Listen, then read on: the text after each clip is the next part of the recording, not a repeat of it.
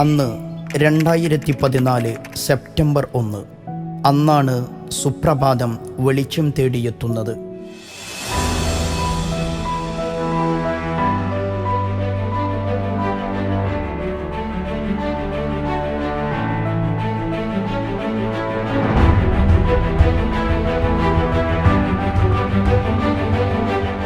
പ്രതീക്ഷ വെച്ചവർ, ആശങ്കയോടെ കണ്ടവർ, ഇനിയും ഒരു പത്രമോ എന്ന് പുരികം ചുരുട്ടിയവർ, ഒടുവിൽ ഒരു പതിറ്റാണ്ട് പിന്നിടുകയാണ് സുപ്രഭാതം.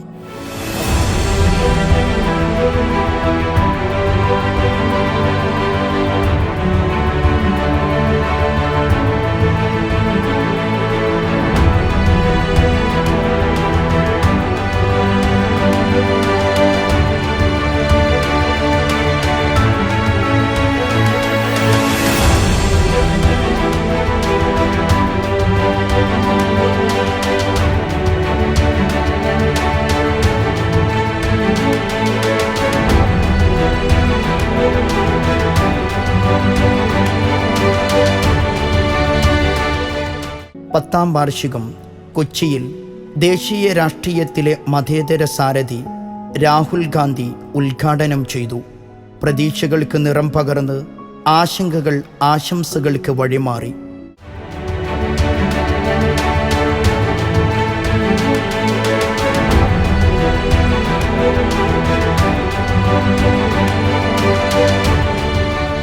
നിലപാട് തറയിൽ പാദമുറപ്പിച്ച് ഒട്ടും വെള്ളം ചേർക്കാതെ നിഷ്പക്ഷതയുടെ കപടനാട്യമില്ലാതെ സത്യമെന്ന് തോന്നിയത് ഉച്ചത്തിൽ വിളിച്ചു പറഞ്ഞ് സുപ്രഭാതം മുന്നേറുകയായിരുന്നു.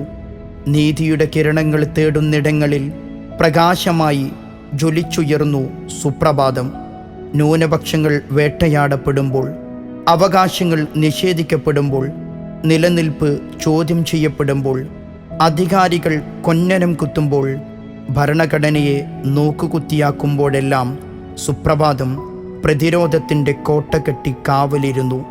ബാബരി ഭൂമിയിൽ ക്ഷേത്രം പണിയാമെന്ന വിധി നീതിപീഠത്തിൽ നിന്നുമുണ്ടായപ്പോൾ പ്രതിഷേധത്തിൻ്റെ കറുത്ത എഡിറ്റോറിയൽ തീർത്ത് ഫാസിസത്തോട് ശക്തമായ പ്രതിഷേധം രേഖപ്പെടുത്തി സുപ്രഭാതം. മറ്റൊരു മലയാള മാധ്യമവും മുതിരാത്ത ധീരമായ ഇടപെടലായിരുന്നു അത്. കുട്ടിക്കടത്തെന്ന ആക്ഷേപത്തിൻ്റെ കൂരമ്പുകൾ യത്തീംഖാനുകൾക്ക് നേരെ നടന്നപ്പോൾ തൂലിക പടവാളാക്കി സുപ്രഭാതം. CAA-യും NRC-യും ഭീഷണിപ്പെടുത്താൻ ശ്രമിച്ചപ്പോൾ സമുദായത്തിന് ധൈര്യവും ഊർജവും നൽകി സുപ്രഭാതം. ജമ്മു കശ്മീർ UAPA ബിൽ, മുത്തലാഖ്, ഡൽഹി, ആസാം, മണിപ്പൂർ കലാപങ്ങൾ തുടങ്ങിയവയിൽ ഇരകൾക്ക് വേണ്ടി ശക്തമായി പേനയുന്തി. വഖഫ് വിഷയത്തിൽ, ന്യൂനപക്ഷ സ്കോളർഷിപ്പ് വിഷയത്തിൽ എയ്ഡഡ് സ്കൂളുകൾ അനുവദിച്ചതിൽ അനീതി നടമാടിയപ്പോൾ, നിയമനത്തിനായി ഉദ്യോഗാർത്ഥികൾ തെരുവിൽ പോരടിക്കുമ്പോൾ, മലബാറിലെ +1 സീറ്റ് വിവേചനത്തിനെതിരെ തുടങ്ങി നിരവധി വിഷയങ്ങളിൽ സുപ്രഭാതം ധീരമായ ഇടപെടലുകൾ നടത്തി.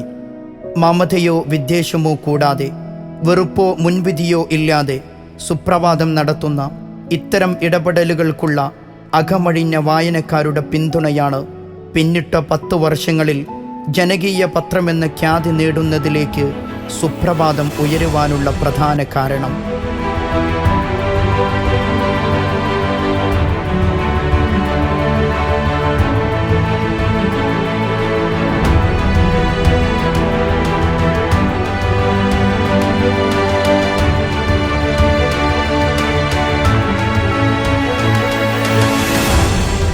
പത്താം വാർഷിക ഉപഹാരമാണ് UAE-യിലെ ഗൾഫ് എഡിഷൻ. പിറവിയെടുക്കുമ്പോൾ തന്നെ 6 എഡിഷനുകളെന്ന മാധ്യമ ലോകത്തെ അപൂർവ ഖ്യാതി തെളിയിച്ച് 2014 സെപ്റ്റംബർ 1 പിറവിക്കൊണ്ട സുപ്രഭാതം തിരുവനന്തപുരം, കൊച്ചി, തൃശൂർ, പാലക്കാട്, മലപ്പുറം, കോഴിക്കോട്, കണ്ണൂർ എന്നിവിടങ്ങളിൽ 7 എഡിഷനുകൾക്ക് തുടക്കമിട്ട ശേഷം 8ാം എഡിഷനോടെ പ്രവാസ ലോകത്തേക്ക് കടന്നിരിക്കുകയാണ്. മലയാളക്കര ഇരു കൈയും നീട്ടി സ്വീകരിച്ച സുപ്രഭാതം ഇനി UAE-യിലും പരിലസിക്കുകയാണ്.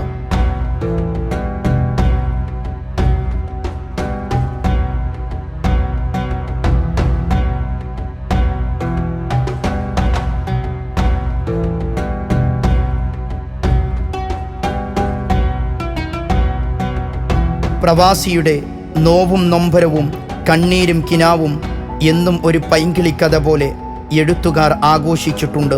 കത്തുപാട്ടുകൾ കേട്ട് മനസ്സ് പൊട്ടിയ 80കൾ ഇന്നും ഗൃഹാതുര സ്മരണകളാണ്. പത്തേമാരികൾ കടലാഴങ്ങൾ താണ്ടിയ 70കളിൽ നിന്നും ഗൾഫുകാരൻ ഒരുപാട് മാറി. വാർത്താമാധ്യമങ്ങൾ നാടുമായുള്ള സമയവും ദൂരവും കുറച്ചു. മരുഭൂമിയിൽ പ്രവാസിയുടെ കനവുകൾ ഇനി ഗൃഹാതുര വർത്തമാനത്തിലേക്ക് വഴിമാറും. മെയ് 18 ഗൾഫ് മലയാളിയുടെ പുലരികളെ ഇനി സുപ്രഭാതം വിളിച്ചുണർത്തും. മലയാളി പുലർച്ചയുടെ നിത്യശീലങ്ങളിലേക്ക് കസേരയിട്ട് കയറിയിരുന്നിരിക്കുന്നു സുപ്രഭാതം.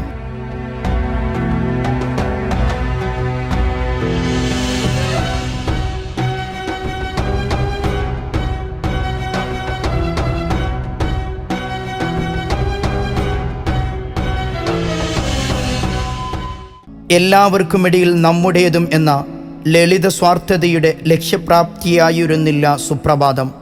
നുണകളുടെ അച്ചുനിരത്തി വർണ്ണങ്ങളുടെ ശബളിമയിൽ കണ്ണടപ്പിക്കുന്ന കച്ചവട കൗടില്യ കൗശലങ്ങളിൽ നിന്ന് മാറി നേരിൻ്റെ മൂർച്ചയുള്ള ഊക്കുള്ള വാക്കാകാനുള്ള ആത്മബോധമായിരുന്നു പിറവിയുടെ നിയോഗദീപ്തി. വാർത്തകളുടെ നൈരന്തര്യമല്ല, സത്യത്തിൻ്റെ സൂക്ഷ്മസ്ഥൂലങ്ങളെ കണ്ടെത്താനുള്ള നൈതികതയാണ് സുപ്രഭാതം ഉയർത്തിപ്പിടിച്ചത്.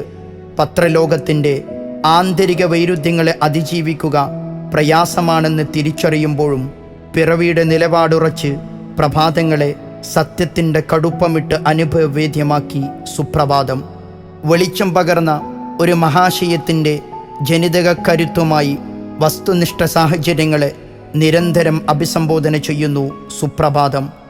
അറിയാനുള്ള മനുഷ്യൻ്റെ അവകാശത്തെ നീതിബോധത്തിൻ്റെ കലർപ്പില്ലാത്ത മണ്ണുറപ്പിൽ പുനർനിർമ്മിക്കാൻ ശ്രമിക്കുകയാണ് സുപ്രഭാതം. അരികെ ജീവിതങ്ങളെ ചേർത്ത് നിർത്തി ഭയത്തിൻ്റെ മൗനവാത്മീകത്തിലേക്ക് ചുരുണ്ടുപോകുന്ന വസ്തുതകളെ വെളിച്ചത്തിൻ്റെ നിലാപ്പുലർച്ചകളിലേക്ക് വഴി നടത്തുകയാണ് സുപ്രഭാതം. കാൽപ്പനിക തലക്കെട്ടുകളിൽ വാർത്തകളുടെ ഗൗരവം ചോർന്നു പോകുന്ന വർത്തമാനകാല പത്രഭാഷകൾ സുപ്രഭാതം ആർജവത്തോടെ തിരസ്കരിച്ചു. അവിടെ വാർത്തകളുടെ ഉള്ളടക്കത്തെ ഏറ്റവും കയ്യടക്കത്തോടെ തലക്കെട്ടൊരുക്കി വിസ്മയിപ്പിച്ചു സുപ്രഭാതം. മലയാളിയുടെ ആസ്വാദന ശൈലിയിൽ മാറ്റമുണ്ടാക്കിയുള്ള ഈ യാത്രയിൽ വായന സത്യത്തെ തിരിച്ചറിയാനുള്ള ആയുധമാക്കി സുപ്രഭാതം ദിനപത്രം UAEയിലും നല്ല നേരിൻ്റെ പ്രസന്നവും പ്രസാദാത്മകവുമായ പ്രഭാതങ്ങളെ വാക്കുതരികയാണ്.